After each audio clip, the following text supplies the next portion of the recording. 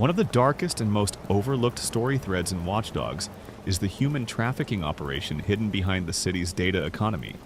And it reveals exactly how far corruption goes when information becomes a weapon. This isn't a side detail or background flavor. It's a fully functioning criminal system that exists because of the same technology everyone else depends on. What makes it unsettling is that it doesn't rely on chaos or street violence, but on structure, anonymity, and trust in data systems that were never meant to protect people. Aiden Pearce uncovers this operation through the city's underground auctions, where victims are treated as commodities and sold to the highest bidder using encrypted networks and burner identities. These auctions aren't improvised crimes, they're organized events with schedules, security, and carefully vetted participants. Buyers and sellers never meet face-to-face, and everything is mediated through digital profiles, disposable accounts, and location data. The system works because it mimics legitimate online marketplaces, only replacing products with people. That parallel is intentional and deeply disturbing. What's important is that this network doesn't exist in isolation. It thrives because surveillance systems, financial records, and personal data are all interconnected. Victims are selected based on vulnerabilities that can be measured and predicted. Low visibility, weak social ties, financial instability, and limited digital footprints all make someone easier to disappear. The technology doesn't create the crime, but it optimizes it. Every scan, every profile, every data point reduces risk for the traffickers and increases efficiency. Aiden's involvement shows a rare side of his character that goes beyond revenge. These missions are some of the few moments where his actions aren't tied to his past or personal guilt. Instead, he intervenes in a system that would continue operating smoothly without him. Even when he disrupts an auction, it's made clear that this is only one node in a larger web.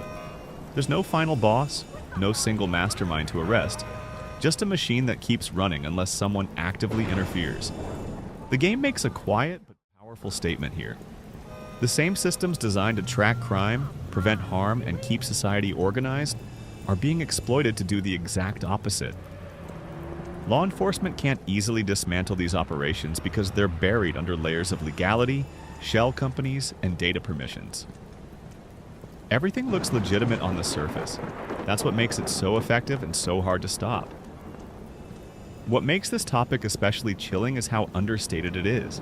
There's no dramatic cutscene explaining the stakes. The horror is implied through data logs, overheard conversations, and brief glimpses into people's lives before they vanish. Watch Dogs trusts the player to connect the dots, and once you do, it reframes the entire world. The city isn't just a playground for hacking, it's an ecosystem where technology has quietly erased accountability, and some crimes don't need guns or explosions to be devastating. And that's what ultimately makes this storyline linger long after it's over. Aiden doesn't dismantle the system, he only interrupts it, which suggests the real threat was never a single criminal network, but the environment that allowed it to exist in the first place. Watch Dogs quietly warns that when society trades human judgment for pure efficiency, the most inhumane outcomes can hide in plain sight. One of the most overlooked ideas in Watch Dogs 1 is that Aiden Pearce isn't really fighting people. He's fighting automation itself. The game quietly builds a world where decisions that used to be made by humans are now handled by predictive systems. And that shift is where everything starts to fall apart. ctOS isn't dangerous just because it can hack traffic lights or drain bank accounts. It's dangerous because it removes accountability. When something goes wrong, there's no single person to blame, only the system.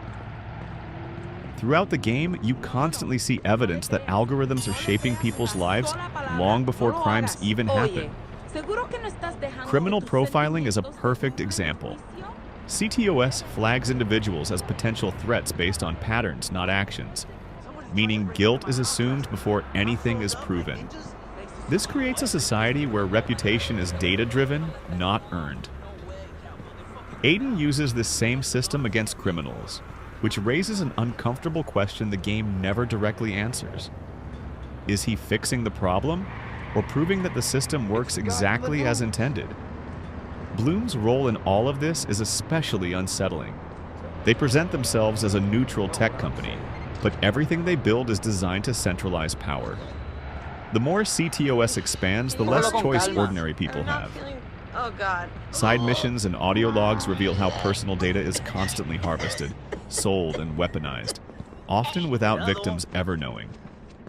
Lives are ruined not by malice, but by automated decisions that can't understand context, mercy, or nuance. Aiden himself becomes part of this machine. The focus ability, the profiling scans, even the way missions unfold all show him relying on predictive systems to stay ahead. He doesn't dismantle the framework, he masters it. By the end of the story, Aiden hasn't destroyed ctOS or replaced it with something better. He's simply become another ghost in the network, using the same tools that caused the damage in the first place. What makes this theme hit harder is how normal it feels. There's no supervillain controlling everything from the shadows. The danger comes from convenience, efficiency, and people trusting systems to make life easier. Watch Dogs. One quietly suggests that once a society hands over responsibility to automation, it becomes nearly impossible to take it back. Even exposure doesn't guarantee change because the system is already too embedded to shut down. In the end, the game isn't asking whether hacking is good or bad. It's asking whether a world run by prediction instead of judgment can ever be just. Aiden's war isn't against gangs, corporations, or fixers. It's against a future where free will is reduced to probability. And by the time people realize it, the system has already decided who they are. And that's the quiet tragedy at the heart of Watch Dogs 1. Aiden proves that a single person can outplay the system, but he also proves that the system still survives. ctOS doesn't collapse, automation doesn't disappear, and society doesn't suddenly regain control.